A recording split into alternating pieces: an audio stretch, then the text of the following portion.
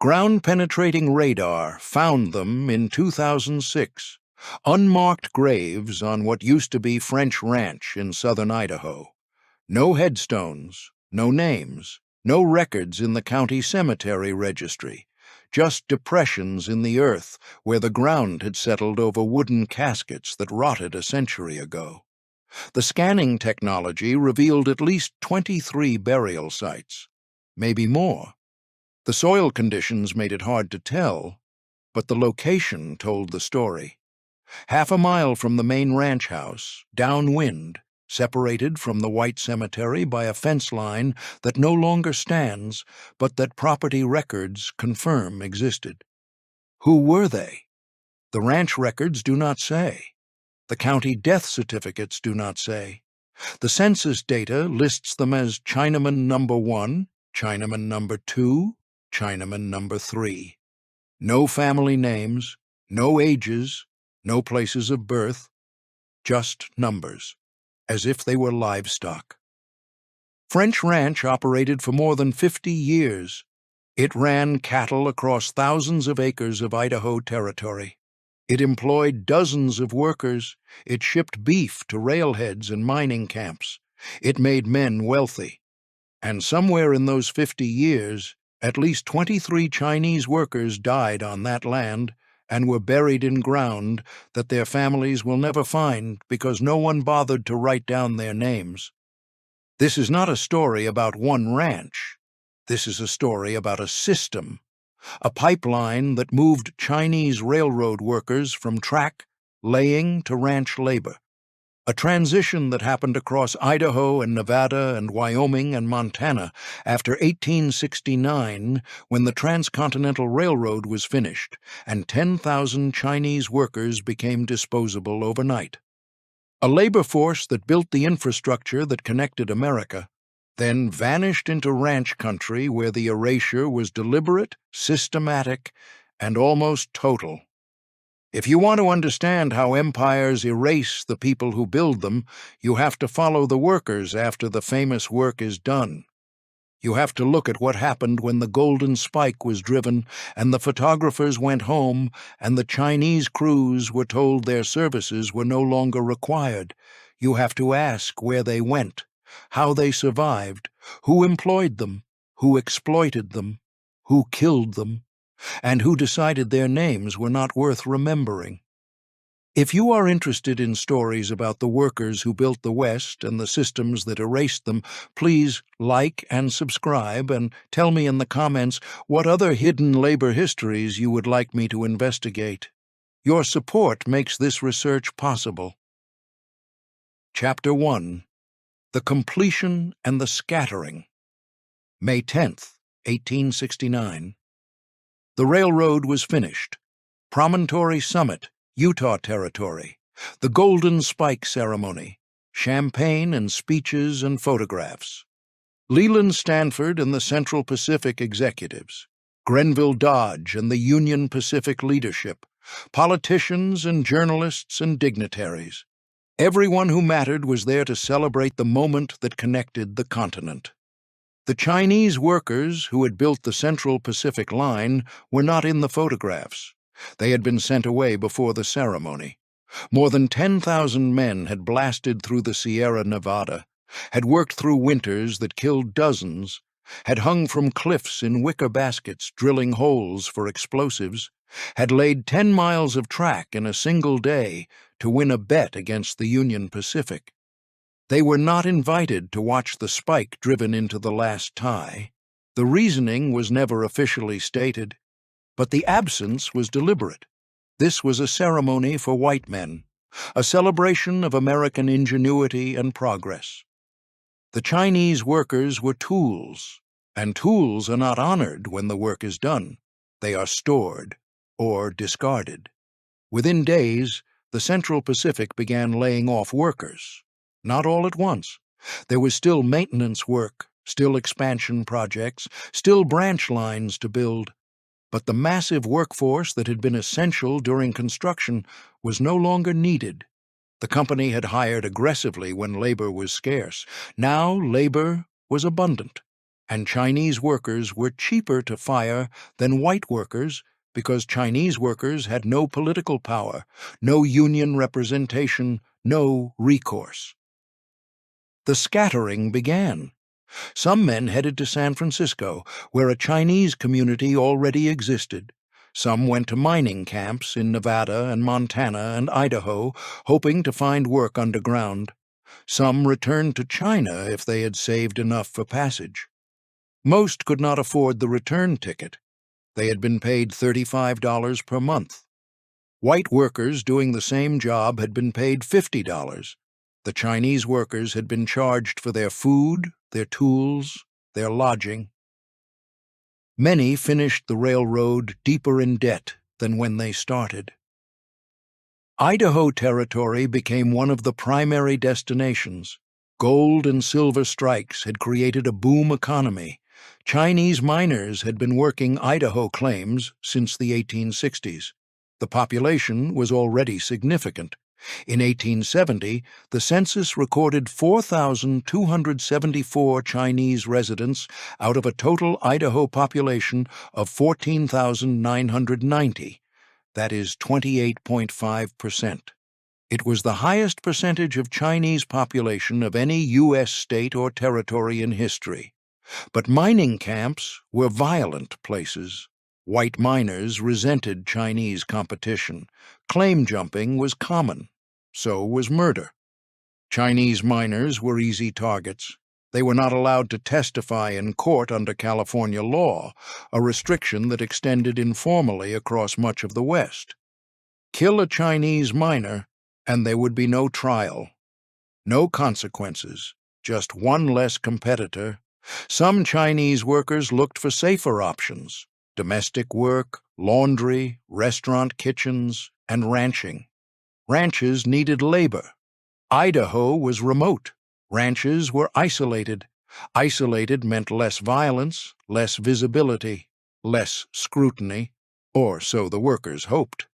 French Ranch was one of many operations that began hiring Chinese workers in the 1870s. The exact founding date is unclear. The records are incomplete. But property deeds show that the ranch was operating by 1872. And payroll ledgers, the ones that survived, show payments to Chinese workers starting in 1873. The ranch was not unique. Across southern Idaho, cattle operations employed Chinese labor. Some hired a few men, some hired dozens. The work was hard, the pay was low. But it was work, and for men with no other options, work meant survival. What they did not know, what they could not have known, was that they were walking into a system designed to exploit them until they died and then erase them completely. Chapter 2. The jobs white cowboys wouldn't do.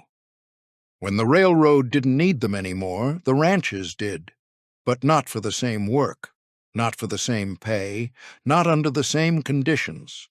The Chinese workers who came to French Ranch and similar operations were not hired to be cowboys. They were hired to be servants, laborers, the permanent underclass that allowed white workers to maintain the fiction that ranching was skilled, dignified work. The division was explicit. White cowboys rode horses. They worked cattle.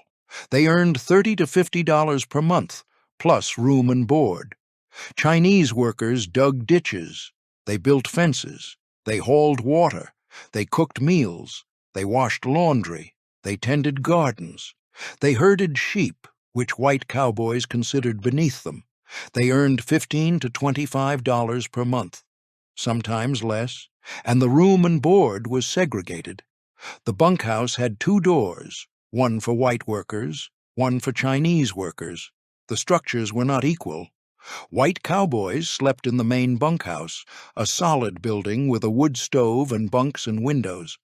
Chinese workers slept in a separate structure, smaller, colder, built from cheaper materials. No stove in some cases, just bedrolls on the floor. The separation was not accidental. It was policy. Meals were separate. White cowboys ate at the main dining hall. Chinese workers ate in their own quarters or outside. The food was different, too. White workers got beef and bread and coffee. Chinese workers were expected to cook their own meals with rice and vegetables they bought from the ranch store at inflated prices, on credit, deducted from their wages. The company store was another layer of control. Chinese workers could not easily travel to town. The nearest settlement might be a day's ride away. So they bought supplies from the ranch: soap, tobacco, clothing, rice, cooking oil.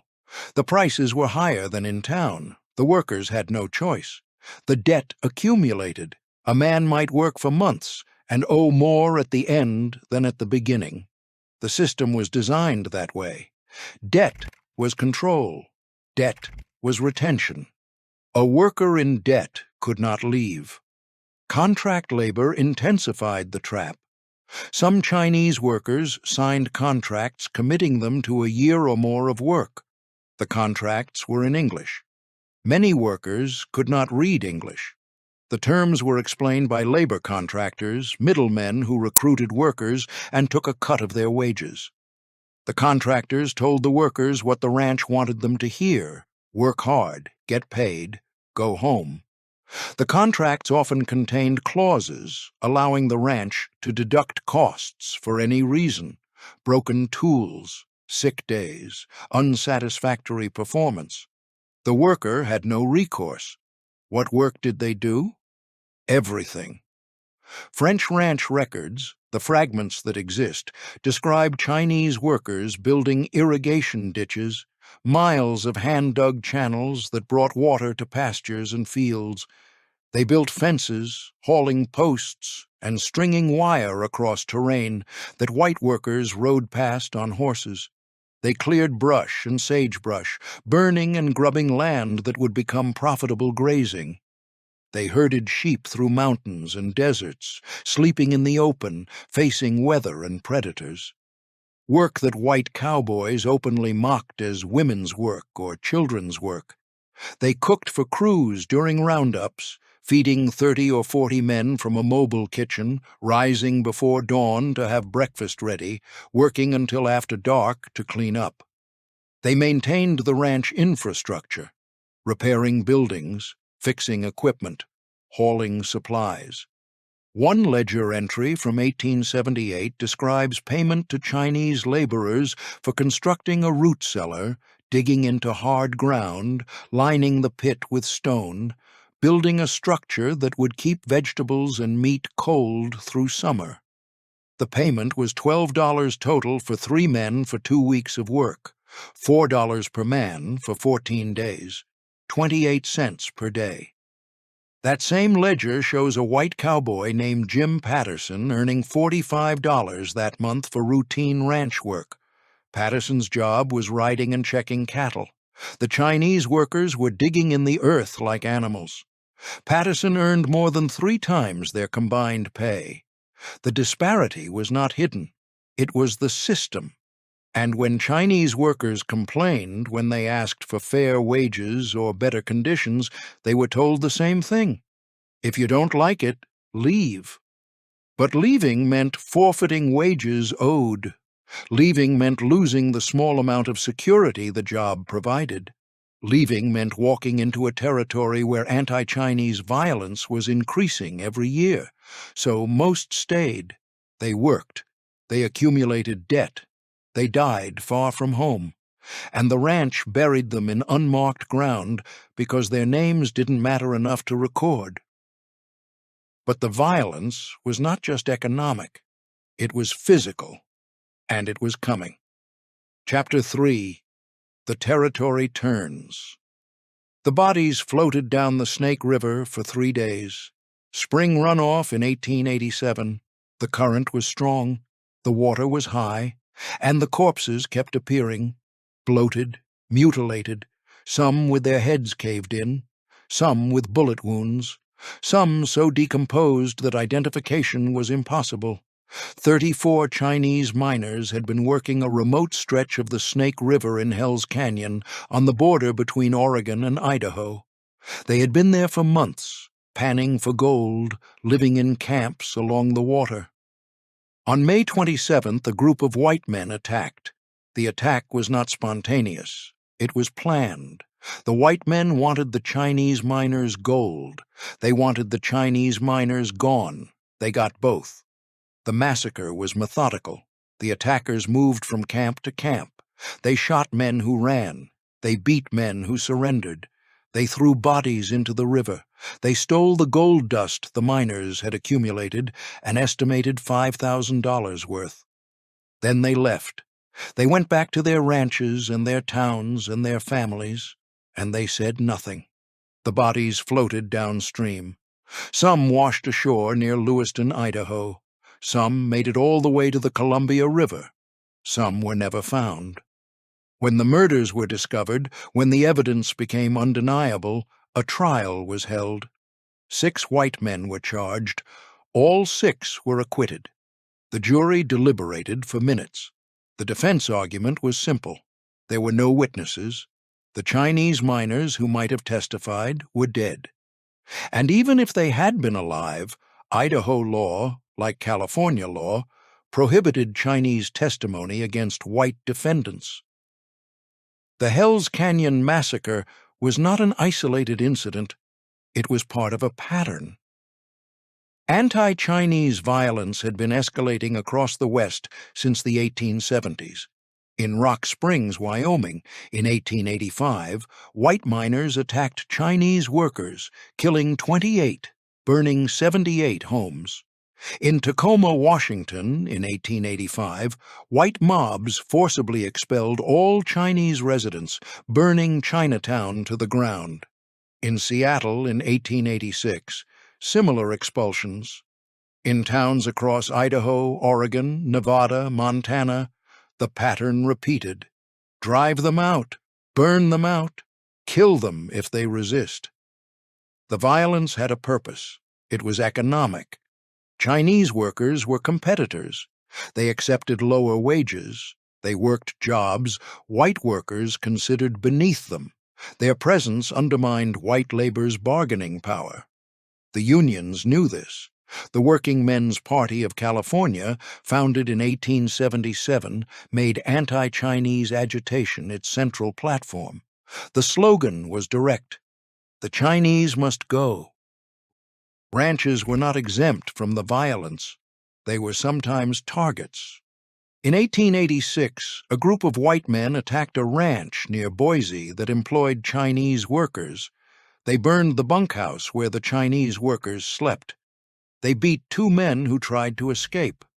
The ranch owner, a man named William Morrison, tried to intervene. The mob told him if he kept hiring Chinese, they would burn the main house next. Morrison fired the Chinese workers the following day. But some ranchers saw the violence as an opportunity. If Chinese workers had nowhere else to go, if towns were expelling them, if mining camps were too dangerous, then ranches could hire them even cheaper. The logic was pure exploitation.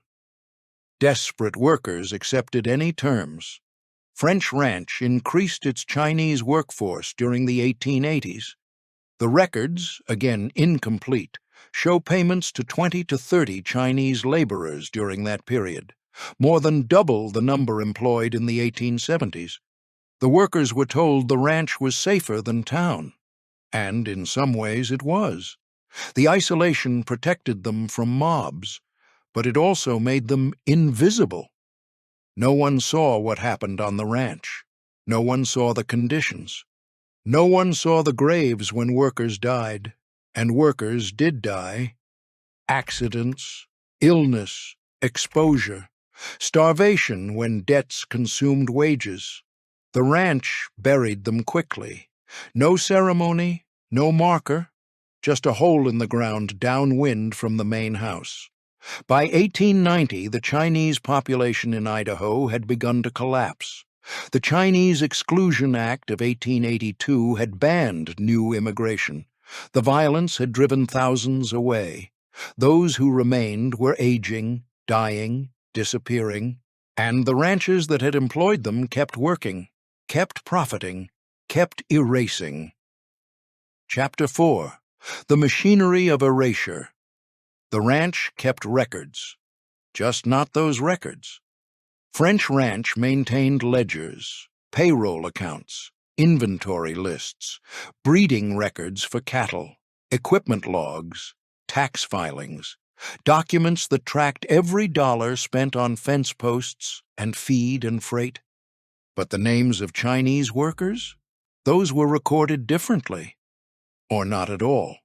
The payroll ledger for 1882 survives in the Idaho State Archives. It lists white employees by full name: Jim Patterson, William Hendricks, Robert Cully. Each entry includes the worker's job title, wages, days worked, deductions, clean, detailed, accountable. The Chinese workers are listed at the bottom. Chinaman number 1. Chinaman number 2. Chinaman number 3. No names, no job descriptions, just lump sum payments. $23 paid to Chinaman number 1 for the month of August, $18 paid to Chinaman number 2, $15 paid to Chinaman number 3. This was not carelessness. This was policy. The ranch owners knew the names of their Chinese workers. They had to. You cannot employ someone for months or years without learning their name. But writing down those names created a record. A record created accountability. Accountability created liability. If a Chinese worker died under suspicious circumstances, if the family asked questions, if there was an investigation, having no record meant no evidence. No evidence meant no consequences. Census data shows the same pattern. The 1880 Idaho census lists French Ranch.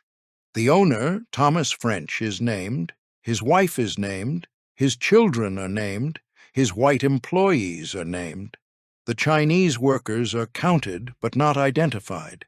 The census form has a column for name. For Chinese workers, the column says John Chinaman, or China John, or simply Chinaman, as if they were interchangeable. Death certificates are even worse. When a Chinese worker died, if a death certificate was filed at all, the name was often recorded as unknown Chinese, or unknown male, Chinese descent. The cause of death might be listed: accident, illness, natural causes. But the identity of the deceased was treated as irrelevant. No family was notified. No one searched for next of kin. The body was buried and forgotten. Why did this happen? Part of it was racism, the idea that Chinese lives mattered less than white lives. But part of it was economic. Ranches depended on cheap labor. Chinese workers provided that labor. But employing Chinese workers was becoming politically controversial. The Exclusion Act had made Chinese immigration illegal. Anti-Chinese sentiment was strong. Ranches that openly employed Chinese workers faced boycotts, vandalism, threats. So the employment became invisible. The workers became ghosts, there but not there, working but not recorded, dying but not mourned.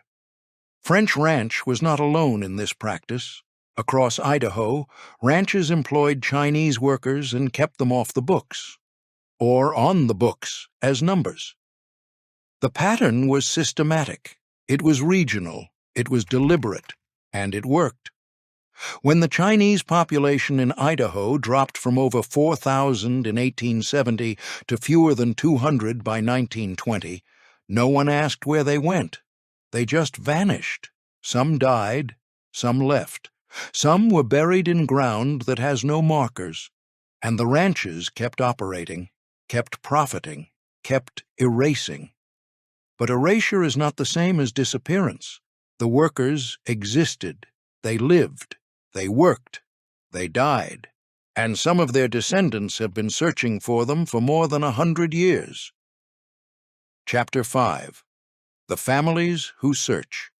The letter arrived at the Idaho State Historical Society in 1998. Handwritten, polite, desperate.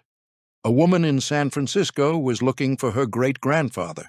She knew he had worked on a ranch in Idaho. She knew he had sent money home to China in the 1880s. She knew he had stopped sending money in 1891. The family assumed he had died, but they never received a death notice. They never received his belongings. They never learned where he was buried. She included what information she had: his name, transliterated from Cantonese, his approximate age, the year he stopped writing. She asked if the Historical Society had any records, any census data, any death certificates, anything. The Historical Society searched. They found nothing. No name match, no death certificate, no burial record. The woman's great-grandfather had vanished into Idaho territory and left no trace. He was not the only one. The Historical Society has received hundreds of similar letters over the past 30 years, families searching for ancestors who worked in Idaho and disappeared. Most of the searches end the same way. No record found. The trail goes cold at the moment the ancestor entered ranch country. It is as if the land swallowed them. Some families have more information. They have letters that mention a ranch name. They have remittance records showing money sent from specific towns. They have photographs of their ancestors in work clothes standing in front of mountains that might be Idaho. But none of it is enough. The ranches did not record the names. The towns did not track the workers. The graves were not marked.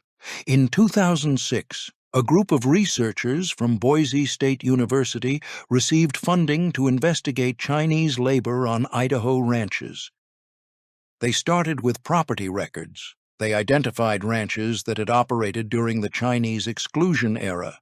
They cross-referenced those ranches with census data, looking for Chinese residents. They found dozens of ranches that had employed Chinese workers. French Ranch was on the list. The researchers visited the site. French Ranch had been sold and subdivided decades earlier.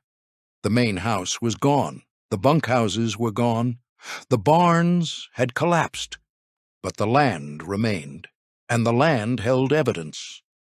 Ground-penetrating radar revealed the graves, at least 23, possibly more. The burials were clustered in an area half a mile from where the main house had stood, downwind, separated from the white cemetery by what property records showed had been a fence line. The graves were shallow, 3 to 4 feet deep, oriented east to west, which is consistent with Chinese burial practices. No caskets in most cases, just bodies wrapped in cloth or blankets. Decomposition had erased almost everything. The researchers applied for permission to excavate. The current landowners agreed. The excavation took 3 months. What they found confirmed what the families had suspected. Chinese workers had died on this ranch. They had been buried hastily, and their names had been deliberately erased. The remains were analyzed. Age, sex, cause of death when determinable. Malnutrition was common. Bone fractures were common. Signs of hard labor. Signs of injury. Signs of untreated illness. One skeleton showed evidence of a crushed skull. Another showed bullet wounds. The circumstances of death were unclear. The graves told a story, but not the whole story. DNA samples were taken. The researchers contacted Chinese-American genealogical societies. They asked families to submit DNA for comparison. Dozens responded. Families who had been searching for generations. Families who had given up hope. Families who just wanted to know. The DNA matches were few. Mitochondrial DNA degrades. The samples were old. The science had limits. But 2 matches were confirmed. 2 families, one in California and one in Vancouver, learned that their ancestors had been found. They had died on French Ranch in Idaho. They had been buried without names. And now, more than a century later, their descendants could finally bring them home. The other 21 graves remain unidentified. The remains were reburied in a Chinese cemetery in Boise. A memorial was erected. It lists no names because the names are unknown. The inscription reads, "In memory of Chinese workers who built Idaho and were forgotten." It is an honest monument, but honesty does not undo erasure. And French Ranch was just one ranch. Across Idaho, across the West, there are hundreds of similar sites. Unmarked graves, unidentified workers, families still searching. The machinery of erasure was efficient, but it was not perfect. The evidence remains if you know where to look. Chapter 6. What the Records Don't Say. We have talked about the workers, about the exploitation and the violence and the erasure. We have not talked enough about the ranchers, the men who employed Chinese workers, the men who profited from their labor, the men who buried them without names. Thomas French owned French Ranch from 1872 until his death in 1903. He was not a villain in the traditional sense. He paid his workers. He did not personally kill anyone as far as records show. He ran a successful cattle operation. He raised a family. He was respected in his community. And he employed Chinese workers under conditions that would be recognized today as slavery in all but name. Did he know the workers' names? Of course he did. You cannot employ someone for years without learning their name. Did he record those names? No. Why not? Because recording them created liability. Because Chinese workers were politically controversial. Because it was easier to treat them as anonymous labor than as human beings with identities and families. French was not unique. Across Idaho, ranchers made the same calculations. Chinese labor was cheap. Chinese labor was exploitable. Chinese labor had no political power. Employing Chinese workers was profitable. Recording their employment was risky, so they employed them and erased them simultaneously. The economic logic was simple. A white cowboy cost $45 to $50 per month, plus room and board. A Chinese worker cost $15 to $25 per month, and could be housed in cheaper structures and fed cheaper food. Over a year, the savings per worker were substantial. Over a decade, the savings funded expansion, land purchases, herd growth. The Chinese workers subsidized the growth of ranches that would eventually erase them from the story. But the erasure was not just economic, it was social. Ranchers who employed Chinese workers faced criticism from white laborers and anti-Chinese organizations. The solution was to make the employment invisible. House the workers separately, feed them separately, bury them separately, deny their existence in public records. The ranch gets the labor. The public gets the fiction that the ranch is operated by white workers only. Everyone wins except the Chinese workers who do the work and die in anonymity. French ranch records, the ones that survived, show payments to Chinese workers totaling over $8,000 between 1873 and 1900. That represents at least 20 years of continuous Chinese labor. At $15 to $25 per month, that is roughly 20 to 30 workers employed continuously. But the ranch's official history, written in the 1950s, makes no mention of Chinese workers. The history describes the ranch as a family operation staffed by hard-working cowboys. The cowboys are named Jim Patterson, Robert Cully, William Hendricks. The Chinese workers do not exist in the official narrative. This is how erasure works, not through active destruction, through selective memory, through deciding which workers matter enough to remember and which workers can be safely forgotten. And the decision is not random. It is based on race, on power, on who gets to write the history. Thomas French died in 1903. His obituary in the Idaho Statesman described him as a pioneer rancher who had built a successful operation through hard work and good management. It mentioned his family. It mentioned his landholdings. It mentioned his cattle. It did not mention the Chinese workers who had built the ditches that irrigated his land, the fences that enclosed his cattle, the infrastructure that made his success possible. They were invisible in life. They remained invisible in death. And the pattern continues. Modern histories of Idaho ranching mention Chinese labor in passing, if at all. The focus is on white pioneers, the cowboys, the cattlemen, the builders of the West. The Chinese workers who actually built the infrastructure are footnotes, or they are omitted entirely. The erasure is ongoing, but there is resistance. The families who search, the researchers who excavate, the historians who insist on telling the whole story. They are fighting against a century of deliberate forgetting, and they are winning, slowly, incompletely, but they are winning. Chapter 7. The Land Remembers.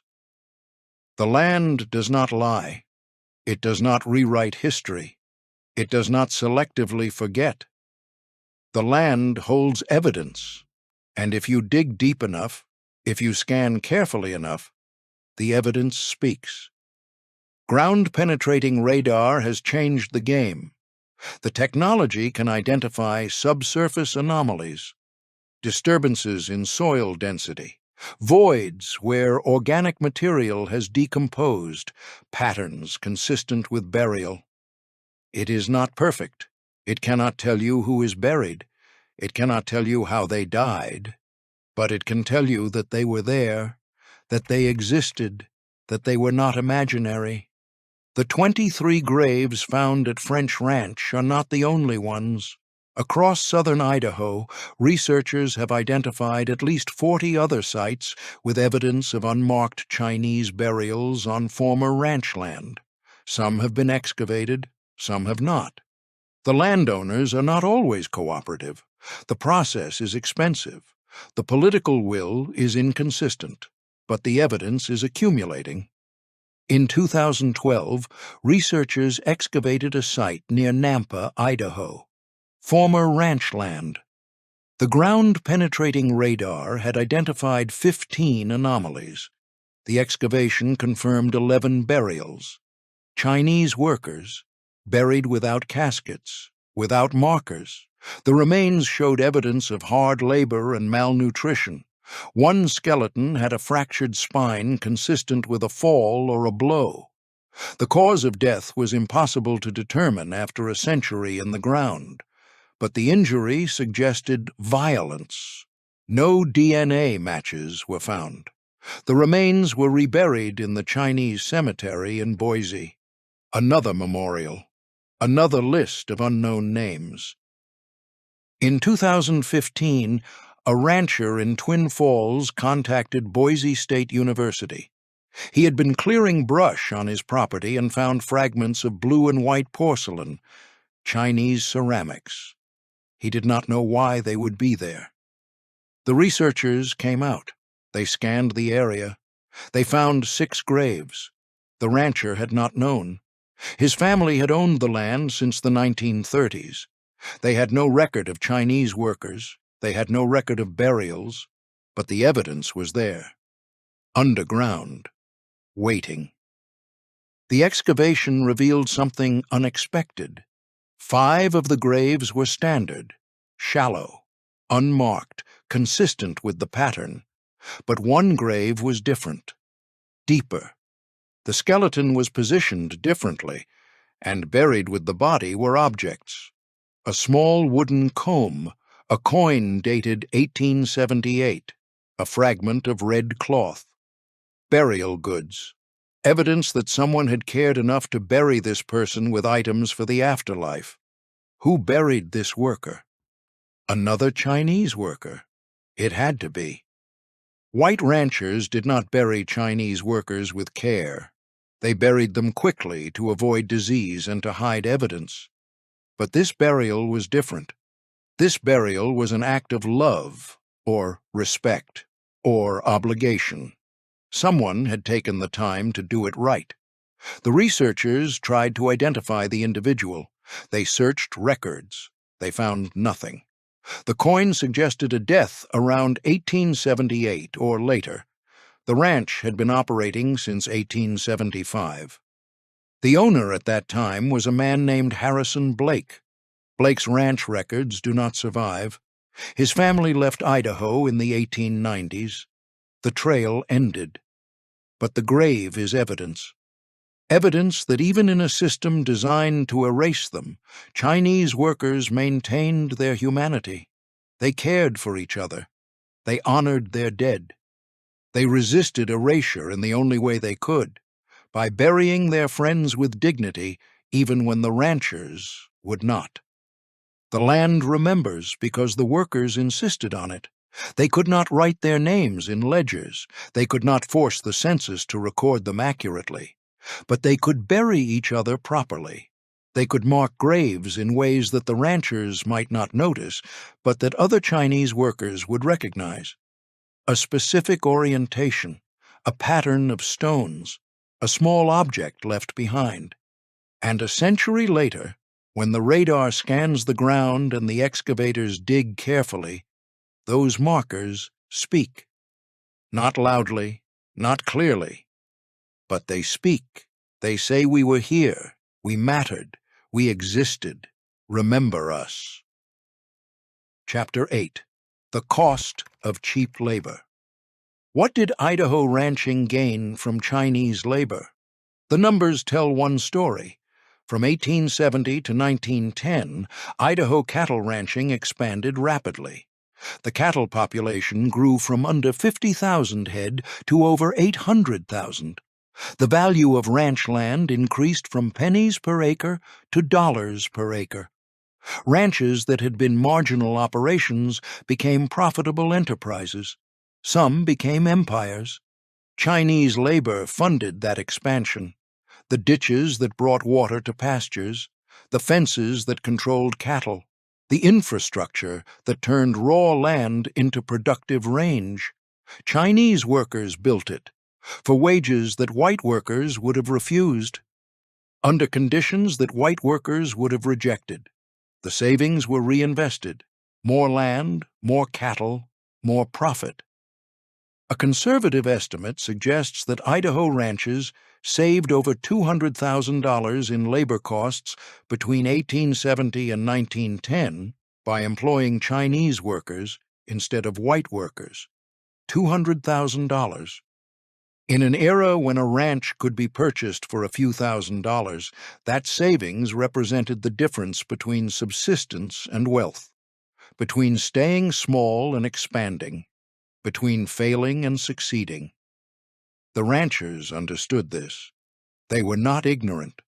They knew they were exploiting Chinese workers. They knew the wages were unfair. They knew the conditions were inhumane. They employed Chinese workers anyway because the economics were irresistible. But there were costs that do not show up in ledgers, moral costs. The cost of treating human beings as disposable, the cost of erasing identities, the cost of burying workers without names. These costs were not paid by the ranchers. They were paid by the workers, and by the families who searched for generations and found nothing. There were also legal costs, or there should have been. But the legal system protected the ranchers. Chinese workers could not testify against white employers. They could not sue for unpaid wages. They could not file complaints about working conditions. The courts were closed to them. The law was designed to protect white employers from Chinese workers, not the other way around. When Chinese workers died under suspicious circumstances, there were no investigations. When they were injured and could not work, they were fired and left to fend for themselves. When they accumulated debts to the company store, the debts followed them. When they tried to leave, they were told they owed money and could not go until the debt was paid, and the debt was always more than they could pay. This was not accidental.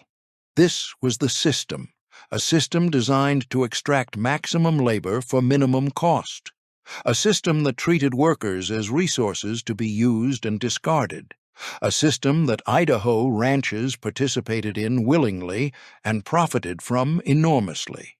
And when the Chinese Exclusion Act cut off new immigration, when the existing workers aged and died, when the labor supply dwindled, the ranches adapted. They hired white workers, they mechanized, they complained about labor shortages and rising wages, but they did not acknowledge the foundation their wealth was built on.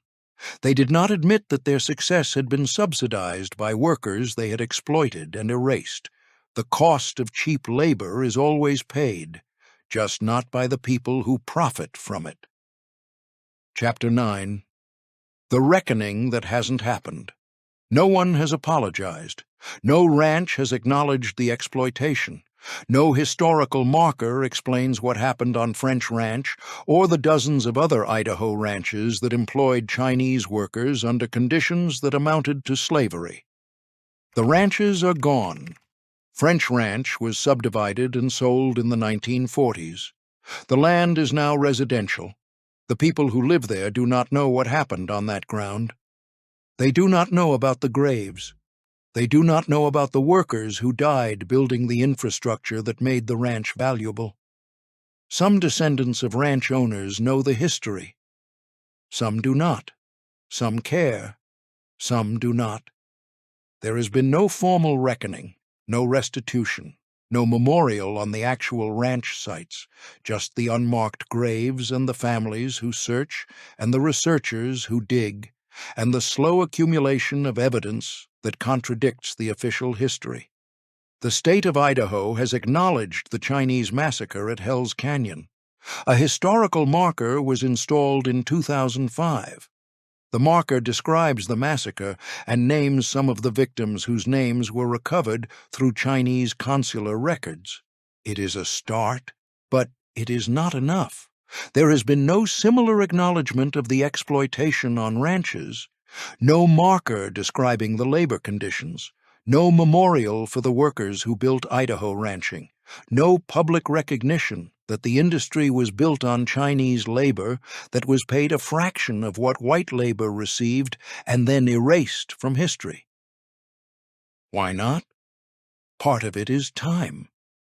The events happened over a century ago. The people directly responsible are dead.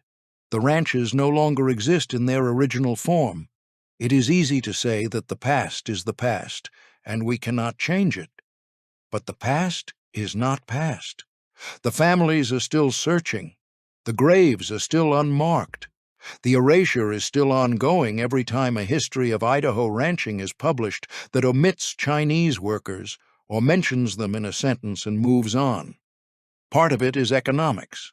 Acknowledging the exploitation would require acknowledging that Idaho's agricultural wealth was built in part on stolen labor, not slavery in the legal sense, but labor that was coerced through debt, through lack of alternatives, through a legal system that denied workers any recourse. Acknowledging that would complicate the narrative of pioneer grit and Western individualism that Idaho sells to tourists and teaches to schoolchildren. Part of it is racism. The same racism that allowed the exploitation to happen allows the erasure to continue. The idea that Chinese workers were not real Americans, that their labor does not count the same way white labor counts, that their suffering is less significant, that their names do not need to be remembered. This racism is not loud. It is not explicit, but it is there in the silence, in the absence of memorials, in the histories that do not mention them. And part of it is discomfort. Acknowledging exploitation requires confronting the fact that people we might admire, pioneers and ranchers and builders of the West, participated in systems that were fundamentally unjust. It requires accepting that progress was built on suffering. that wealth was built on poverty, that the American West was not settled by rugged individuals alone, but by workers who were exploited and erased. That discomfort is real. But it is not an excuse. The reckoning needs to happen. The names need to be recovered where possible. The graves need to be marked. The history needs to be told, not as a footnote, not as an aside, as a central part of the story of how the West was built. Because the West was not built by pioneers alone. It was built by Chinese workers who laid railroad tracks and dug ditches and built fences and herded sheep and died in unmarked graves. And if we do not remember them, if we do not acknowledge what happened to them, then we are participating in the same erasure that the ranchers started 150 years ago. Chapter 10. The Silence That Continues. The last chapter is not about ranchers. It is about us.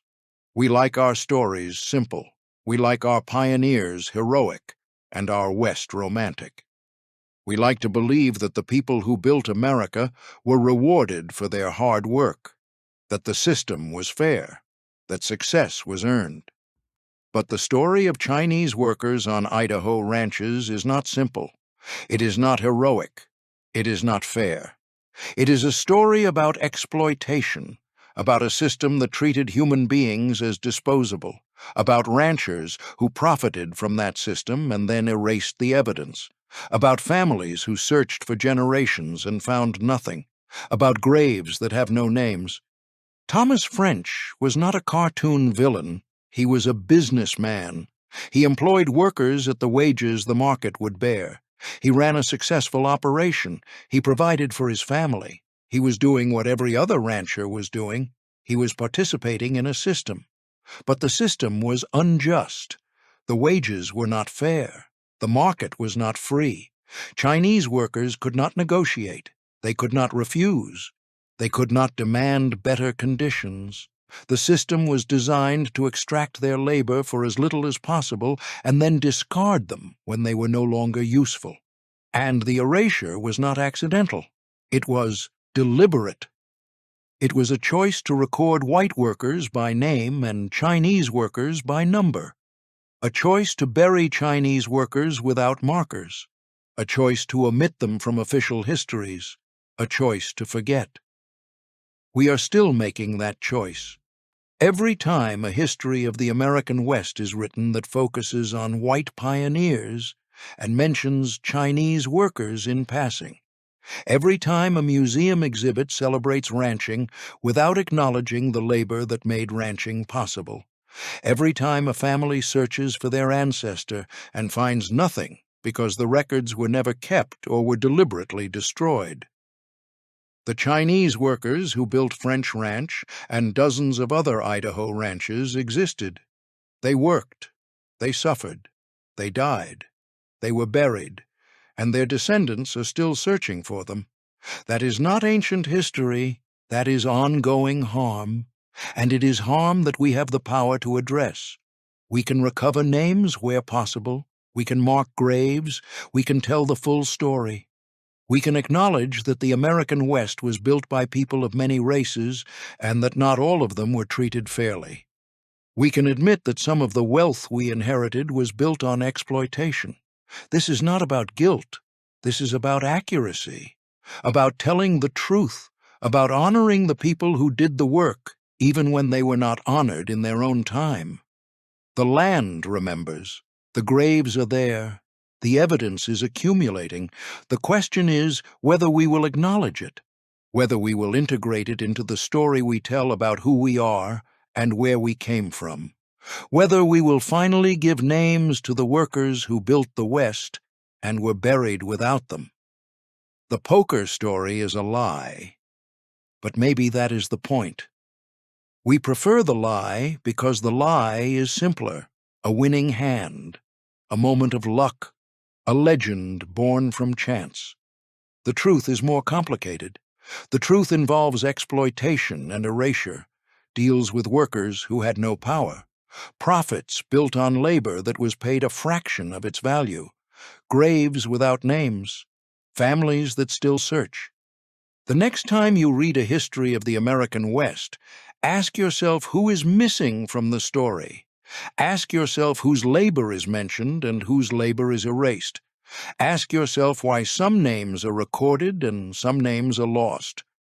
And if you find that the answer makes you uncomfortable, good. Discomfort is the beginning of reckoning, and reckoning is long overdue. If you found this investigation valuable, please like and subscribe for more stories about the hidden histories that shaped America and the people who were erased from the official narrative. Your support makes this research possible. Thank you for watching.